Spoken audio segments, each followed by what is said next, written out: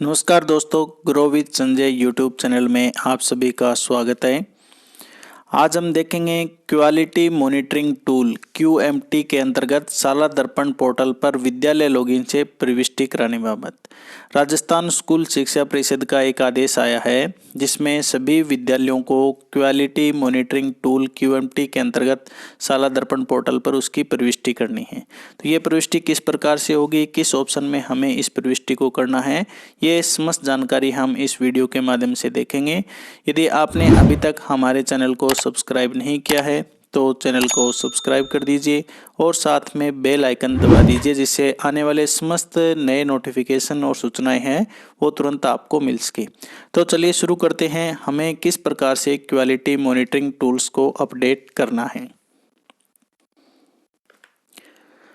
ये एक राजस्थान स्कूल शिक्षा परिषद का एक ऑर्डर आया है जिसमें क्वालिटी मॉनिटरिंग टूल QMT के अंतर्गत शाला दर्पण पोर्टल पर विद्यालय लॉगिन से प्रविष्टि कराने बाबत एक आदेश जारी हुआ है, जिसमें निम्न प्रकार से हमें क्वालिटी मॉनिटरिंग टूल के अंतर्गत विद्यालयों से प्रविष्टि संबंधी निर्देशानुसार, यानी ये जो निर्देश है हमें मिले हैं कि वे हमें किस प्रकार से ये ऑनलाइन करना है। क्वालिटी मॉनिटरिंग टूल्स विद्यालय लॉगिन के माध्यम से विद्यालय टैब में स्कूल मॉनिटरिंग प्रपत्र पर क्लिक कर संस्था प्रधानों द्वारा भरा जाना है। नवनिर्मित क्वालिटी मॉनिटरिंग टूल्स मॉड्यूल के प्रत्येक भाग में चाही गई सूचना को पूर्ण भरना है।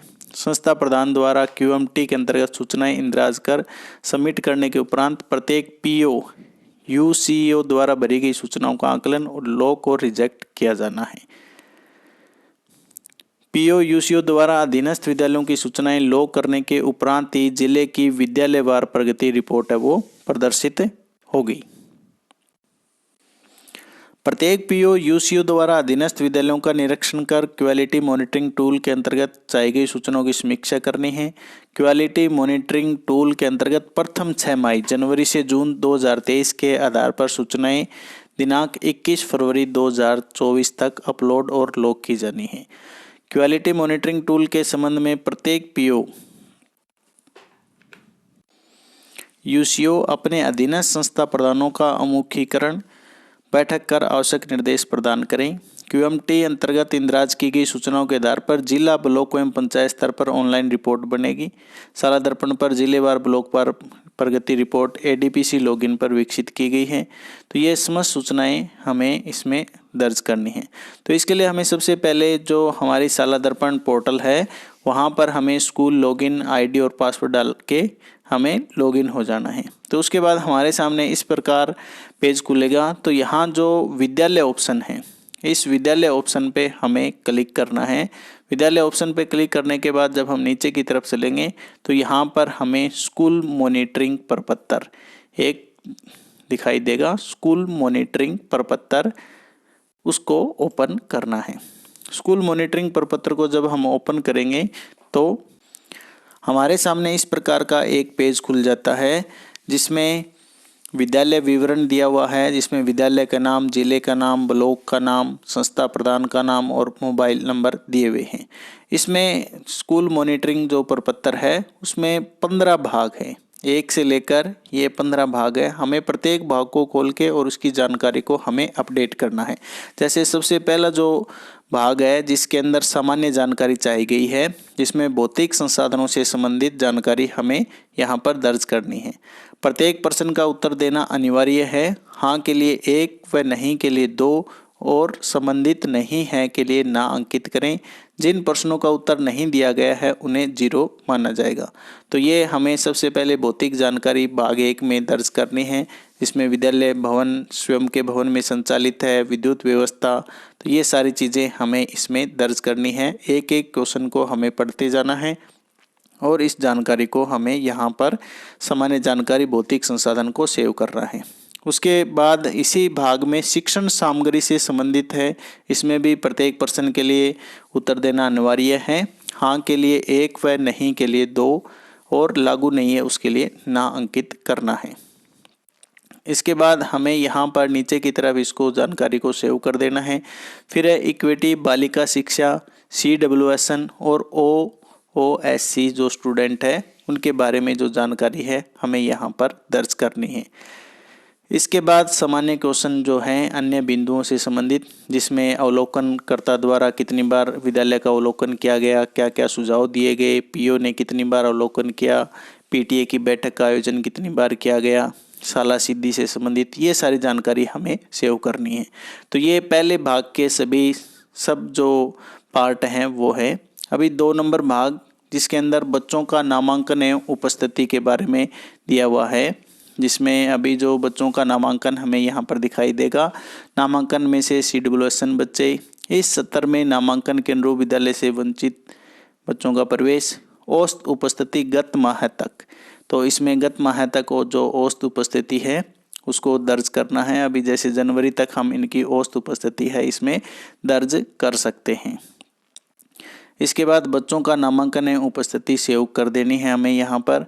उसके बाद हमें भाग 3 में बोर्ड परीक्षा परिणाम की जानकारी, यानी गत सत्र में जो हमारा बोर्ड परीक्षा परिणाम है उसकी जानकारी हमें यहाँ पर अपडेट करनी है। कक्षा 5 और कक्षा 8 का रिजल्ट है वो पहले से इसमें भरा हुआ है, हमें हमारे विद्यालय के रिजल्ट से इसका मिलान करना है। यदि सही है तो इसको वेरीफाई कर देना है। इसके बाद कक्षा 10 और कक्षा 12 का जो परिणाम है हमें यहाँ पर दर्ज करना है। फिर बच्चों के शैक्षिक स्तर का आकलन, सतत व्यापक मूल्यांकन कार्यक्रम की सूचना है वो हमें यहाँ पर दर्ज करनी है। कक्षा वाइज और विषय वाइज पूर्व प्राथमिक शिक्षा ECCE संबंधी जानकारी है वो यहाँ पर हमें दर्ज करनी है, जिसमें आंगनबाड़ी से संबंधित सूचना है वो यहाँ पर दर्ज की जाएगी। उन सभी सूचनाओं को यहाँ पर सेव कर देना है। इसी प्रकार से भाग 4 में कक्षा 1 से 5 के विद्यार्थियों से संबंधित शिक्षण प्रक्रिया, जिसमें प्रत्येक कक्षा 1 से 5 तक विषय से संबंधित पूरी जानकारी, जिसमें शिक्षण योजना अधिगम स्तर के अनुसार बनाई गई है, सभी बच्चों का आकलन नियमानुसार दर्ज किया जा रहा है। तो ये सारी जानकारी हमें यहाँ पर अपडेट करनी है। बुनियादी साक्षरता एवं संख्या ज्ञान, foundation literacy and number FLN से संबंधित जो सूचना है वो हमें यहाँ पर दर्ज करनी है। इसके बाद सतत एवं व्यापक मूल्यांकन संबंधी जो CCE से संबंधित गतिविधियां हैं उनके बारे में जानकारी प्रत्येक प्रश्न को एक एक पढ़ के हमें यहाँ पर दर्ज करनी है। उसके बाद भाग 5 के अंदर विद्यालय आधारित आकलन संबंधी गतिविधियां जो हैं, जिसमें कक्षा 6 से 8 के विद्यार्थियों से संबंधित विद्यालय आधारित आकलन स्कूल बेस असेसमेंट जो है उसकी जानकारी हमें यहाँ पर अपलोड करनी है। विद्यालय आधारित आकलन संबंधी गतिविधियां कक्षा 6 से 10 की यहाँ पर हमें नोट करनी है और उन गतिविधियों को सेव करना है। उसके बाद भाग 6 के अंदर कक्षा 9 से 12 के विद्यार्थियों से संबंधित व्यापक कैरियर एवं व्यावसायिक शिक्षा कार्यक्रम, जो कैरियर डे से संबंधित, डायल फ्यूचर कार्यक्रम, कैरियर मेला, इन सभी से संबंधित सूचनाओं को यहाँ पर हमें दर्ज करना है। भाग 7 में विद्यालय में स्थापित प्रयोगशालाओं से संबंधित जो जानकारी है वो हमें अपडेट करनी है। भाग 8 के अंदर ICT की उपलब्धता एवं उपयोग की जानकारी है वो हमें यहाँ पर नोट करवानी है। उसके बाद भाग 9 में पुस्तकालय का उपयोग किस प्रकार से किया जा रहा है, कितनी किताबें हैं, लाइब्रेरियन है या नहीं है, बैठक व्यवस्था है या नहीं है, ये समस्त जानकारी हमें यहाँ पर अपडेट करनी है।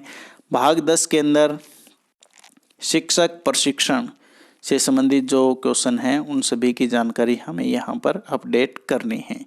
उसके बाद भाग 11 के अंदर शाला स्वास्थ्य कार्यक्रम की जो सूचनाएं हैं वो हमें यहाँ पर अपडेट करनी है।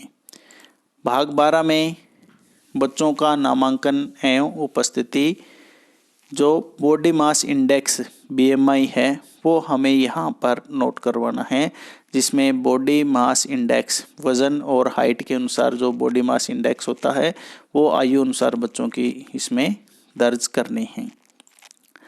भाग 13 के अंदर विद्यालय प्रबंध समिति SMC और SDMC से संबंधित सूचनाएं हैं वो हमें यहाँ पर अपडेट करनी है। विद्यालय विकास योजना से संबंधित सूचनाएं भी इसी में दर्ज की जाएगी। भाग 14 के अंदर विद्यालय का समेकित मूल्यांकन हमें यहाँ पर करना है, जिसमें प्रिंसिपल है या PO है वो अपने विद्यालय का स्वयं एक समेकित मूल्यांकन यहाँ पर करेंगे। इसके बाद भाग 15 के अंदर विद्यालय स्तर को अधिक उन्नत करने के लिए आवश्यकता, यानी हम यदि विद्यालय को और अधिक उन्नत और ऊंचे स्तर पर ले जाना चाहते हैं तो हमें किस किस तरह की आगे कार्रवाई करनी है, वो सभी सूचनाएं हमें यहाँ पर अपडेट करनी है। तो इस प्रकार से ये भाग 1 से लेकर 15 तक समस्त जानकारी हमें यहाँ पर अपडेट करनी है। जो क्वालिटी मॉनिटरिंग प्रपत्र है स्कूल का, जो मॉनिटरिंग करनी है 2023-24 की, वो सारी सूचनाएं हमें यहाँ पर 21 फरवरी तक अपलोड करनी है। तो ये सारी सूचनाएं हमने अपलोड करना सीखा। तो यदि आपको वीडियो पसंद आया है तो वीडियो को शेयर कीजिए, लाइक कीजिए और आगे ज़्यादा से ज़्यादा जो स्कूल के संस्था प्रधान हैं, टीचर्स हैं, उनके पास पहुंचाइए, जिनसे सभी लोगों को ज़्यादा से ज़्यादा लाभ मिल सके। धन्यवाद।